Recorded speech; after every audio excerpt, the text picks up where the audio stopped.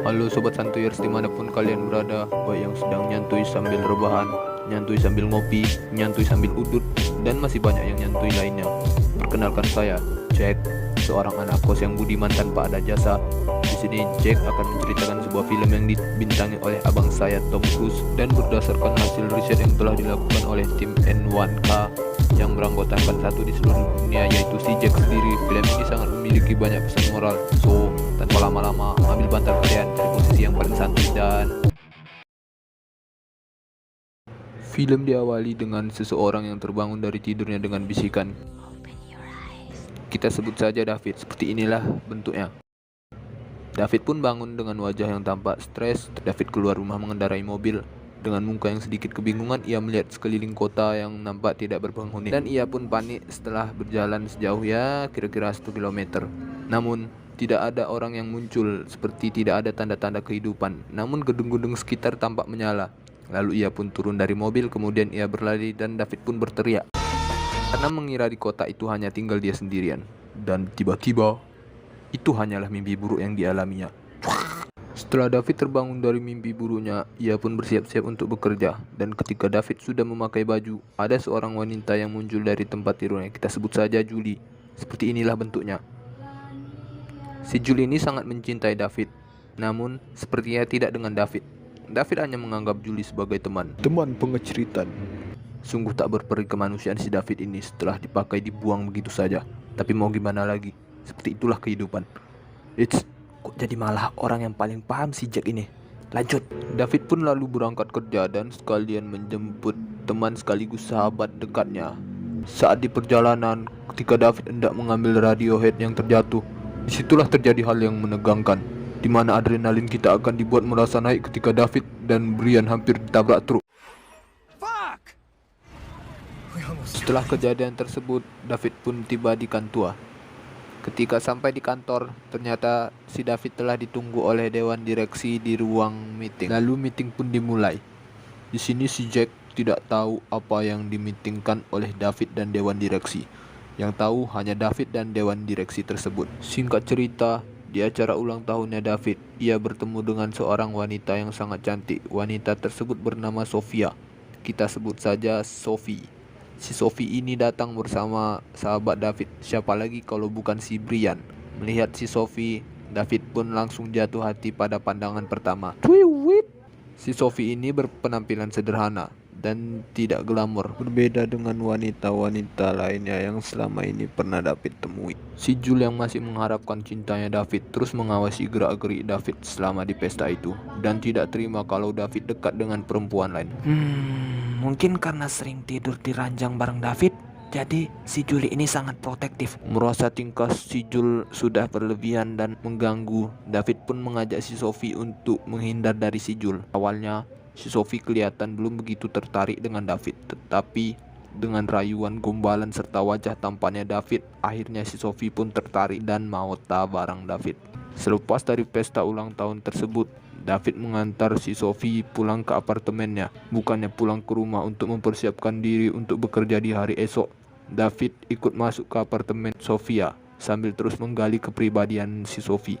Yang semakin lama mereka semakin saling jatuh cinta yang lebih dalam. Kebersamaan mereka penuh canda dan tawa, seperti saling melukis satu sama lain dan banyak hal lainnya, sampai ke tahap ketika David ingin pulang, si Sophie meminta David untuk memejamkan matanya karena si Sophie ingin mencuau dahi David. Namun yang terjadi ialah, entah sengaja atau tidak, si Sophie pun mencium bibir David, Di mana David dan si Sophie terlihat menikmati kenikmatan duniawi tersebut. dan setelah itu si Sophie pun kelihatan malu setengah mati.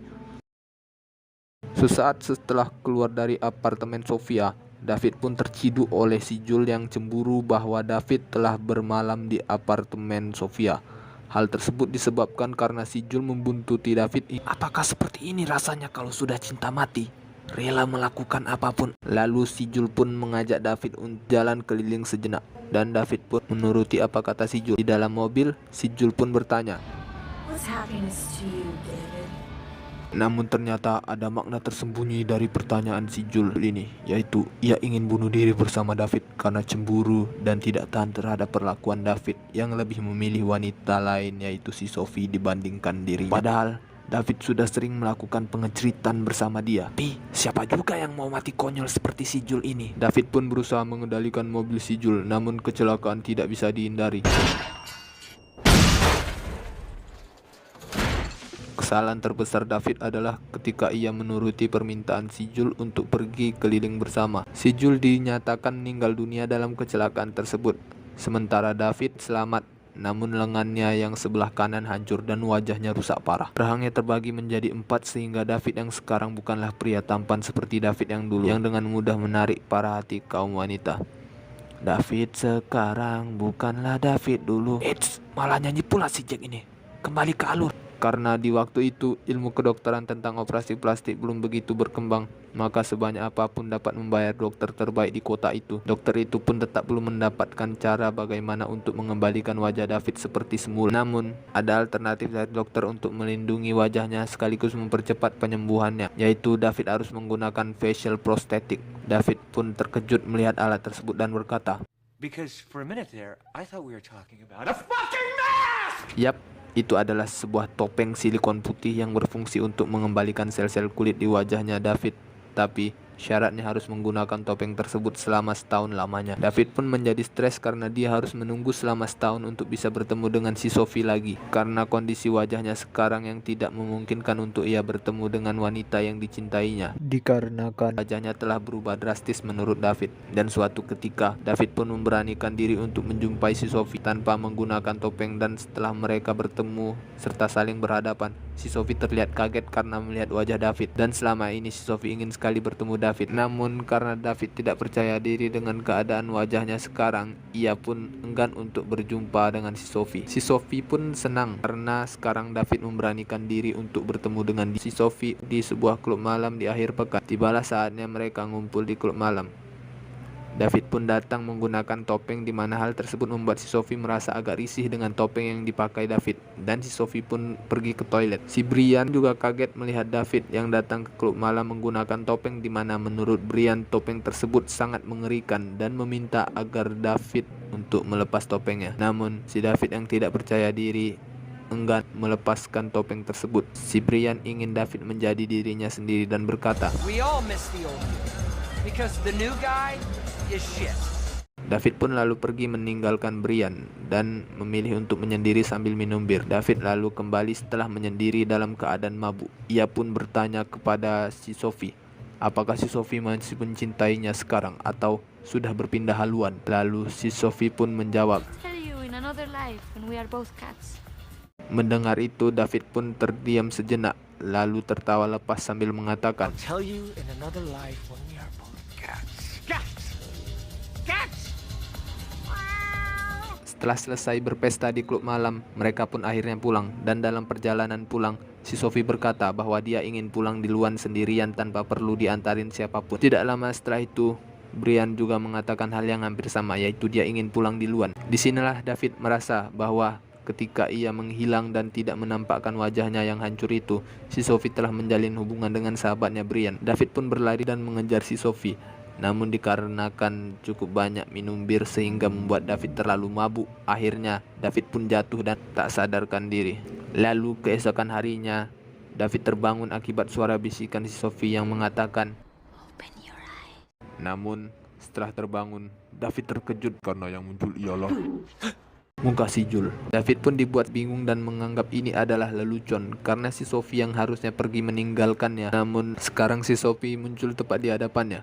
Si Sophie mengatakan bahwa ia masih sangat mencintai David, dan ternyata bayangan David tentang hubungan si Sophie dan sahabatnya Brian hanyalah imajinasinya David karena dia sedang mabuk. Akhirnya mereka berdua pun pulang dan semenjak itu mereka pun hidup bersama. Sampailah di suatu hari saat proses penyembuhan wajah dari topeng David itu selesai, maka di hari itu tibalah saat dimana untuk pertama kalinya David akan membuka topengnya tersebut, dan topeng itu pun dibuka. Wajah David pun telah sembuh dan telah kembali seperti semula. David kini menjadi pria tampan lagi. tidak pakai gagah dan berani. Itu membuat si Sophie sangat bahagia. Hari demi hari mereka jalani dengan penuh kebahagiaan. Tapi semenjak ia bertemu seseorang yang terus menatapinya dengan senyum yang dingin, David pun sering mengalami mimpi buruk di mana ketika ia ke kamar mandi hendak bercermin,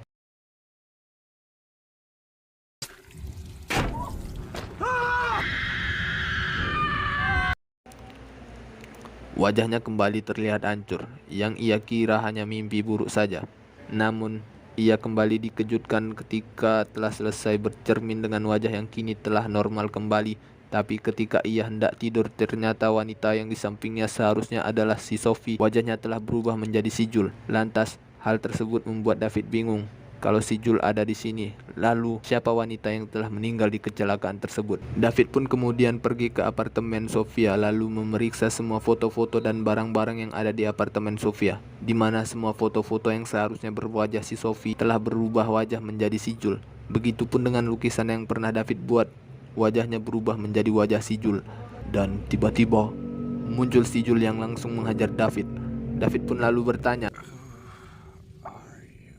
Si Jul pun menjawab. Lalu, si Sophie yang berwajah si Jul pergi ke dapur, dan setelah keluar dari dapur, wajah si Sophie kembali seperti semula. Di malam harinya, ketika sedang melakukan ritual duniawi, wanita yang awalnya berwajah si Sophie ini kembali berubah menjadi si Jul. Karena bingung dan tidak percaya dengan apa yang telah terjadi, karena si Sophie itu adalah si Jul, dan si Jul itu adalah si Sophie, David aja bingung, apalagi si Jack kalau di posisinya David pasti lebih bingung. maka David pun mengambil bantal dan kemudian menyekap si Sophie itu hingga tidak bisa bernafas dan meninggal. Akhirnya, David dimasukkan ke dalam penjara atas tuduhan pembunuhan tersebut. Di dalam penjara, David bertemu dengan seorang psikolog. Psikolog tersebut bernama McCabe, di mana tujuan McCabe ini menggali motif pembunuhan yang David lakukan saat itu, karena David ini dianggap tidak waras oleh pihak kepolisian karena dia merasa tidak membunuh si Sophie melainkan si Jul. Akan tetapi, McCabe justru menjadi sangat dekat dan peduli dengan David. Saking dekatnya mereka berdua, David pun menganggap McCabe ini seperti ayahnya sendiri, yang mana orang tua David sudah meninggal dunia sejak David kecil dan mewariskan perusahaannya. David pun bercerita bahwa semua yang dialaminya ini sampai pada saat pembunuhan itu hanyalah sebuah mimpi, tapi dia juga tidak tahu mengapa bisa begitu. Akhirnya, setelah semua informasi yang didapat dari David cukup menurut McCabe, maka McCabe pun pergi. David pun kemudian melihat ke layar TV yang ada di ruang Pak Polisi. Dan seketika itu David teringat bahwa ia dulu pernah mengunjungi sebuah perusahaan bernama Life Extension. Perusahaan itu adalah perusahaan di mana orang-orang yang merasa hidupnya hancur seperti orang yang sudah berusia tua, orang yang sakit sangat parah, dan masih banyak lagi di mana orang yang datang ke perusahaan itu nantinya dibekukan di sebuah kapsul dengan suhu yang sangat dingin di bawah 0 derajat, lalu dihibernasikan atau ditidurkan dalam waktu yang cukup lama, sehingga orang tersebut akan berpindah dari kehidupan nyata menjadi kehidupan alam mimpi, di mana jika orang tersebut bernasib buruk di kehidupan nyata, maka di mimpinya itu dia bebas untuk mewujudkan apapun keinginannya. Bila di kehidupan nyatanya orang itu sakit parah, maka di mimpinya dia akan sangat sehat. Dan jika orang itu putus cinta di kehidupan nyatanya, seperti David, maka dalam mimpinya itu dia akan sangat harmonis, dan alam mimpi itu bernama lucid dream. Wow, seperti mungkin Tsukuyomi ya. Dari riset yang telah dilakukan oleh tim N1K yang dicari dari berbagai sumber yang terpercaya, lucid dream ialah salah satu fenomena mimpi di mana kondisi ini dapat terjadi saat seseorang sedang bermimpi di tengah tidurnya dan sadar bahwa ia sedang bermimpi. Lalu seseorang tersebut akan merasa seolah melihat kejadian yang melibatkan dirinya sendiri. David rasakan sekarang bahwa ia sedang bermimpi dan ia merasa semua kejadian yang dialaminya sekarang seperti sebuah mimpi, bukan nyata. Singkat cerita, David pun bertanya bagaimana bila mimpinya itu berubah menjadi mimpi buruk seperti yang sedang dialaminya sekarang. Customer service pun menjawab bahwa dalam mimpinya David tidak sendiri, dia akan ditemani dan dipimpin oleh seorang teknisi. Akhirnya David pun sadar bahwa selama ini yang dialaminya hanya sebuah mimpi. Ia pun panik lalu berlari sambil berteriak untuk memanggil teknisi. Lalu teknisi itu pun muncul di mana di tengah cerita tadi telah diperlihatkan, dan ia berkata, And we first met 150 years ago. di mana dapat disimpulkan bahwa si David ini telah tertidur selama sekitar 150 tahun. Teknisi pun lalu menjelaskan semuanya pada David bahwa saat malam terakhir ia pulang dari klub malam itu dan mengejar si Sophie sampai ia terjatuh. Esok harinya David tidak pernah berjumpa dengan si Sophie lagi. Semenjak itu David pun mulai menerima kondisinya dan mulai serius mengelola perusahaannya tersebut. Namun di tengah hingar-bingar tersebut, David merasa kesepian dan selalu merindukan si Sophie setiap saat, hingga rasa rindunya itu tak tertahankan lagi. Akhirnya David pun menemukan perusahaan Lucid Dream tersebut. David pun menandatangani kontrak dengan perusahaan itu dan kemudian ia pun tertidur dan dimasukkan ke dalam kapsul. Semenjak itu David dianggap telah meninggal dunia dan sahabatnya yakni Brian mengadakan acara peringatan 3 hari di rumah David. Tapi sepeninggal David, ada seorang yang tak akan bisa melupakannya. Namun David mengira si Sophie telah meninggalkannya. Ternyata David salah besar. Si Sophie tidak pernah melupakannya sama sekali, bahkan sedetik pun. Tapi justru dialah satu-satunya yang tak akan pernah bisa sembuh. Forgive me, I'm blowing your mind.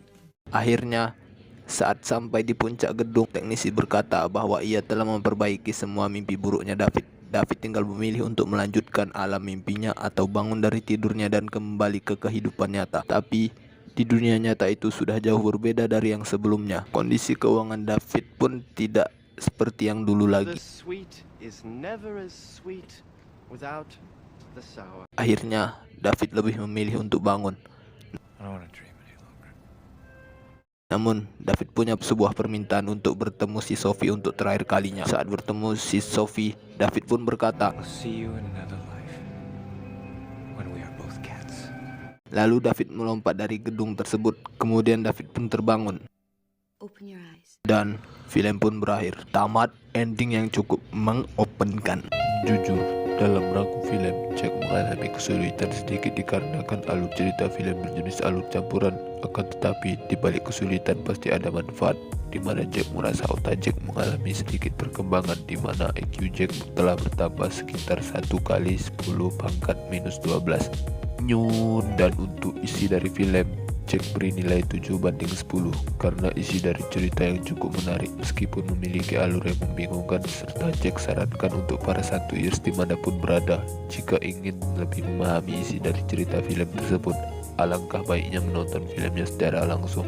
Untuk pesan moral, karena terlalu banyak pesan moral yang dapat diambil, maka di sini Jack hanya bisa memberikan salah satunya. Sisanya dapat sobat santuirs simpulkan sendiri. Pesan yang dapat diambil ialah jalani aja hidup ini apa adanya. Tidak perlu banyak berangan-angan, karena tidak semua mimpi itu selalu indah. Namun, di samping itu bukannya kita tidak boleh bermimpi, tapi bermimpilah sesuai porsi. Sekian dari Jack, terima kasih telah menonton, dan salam santuy.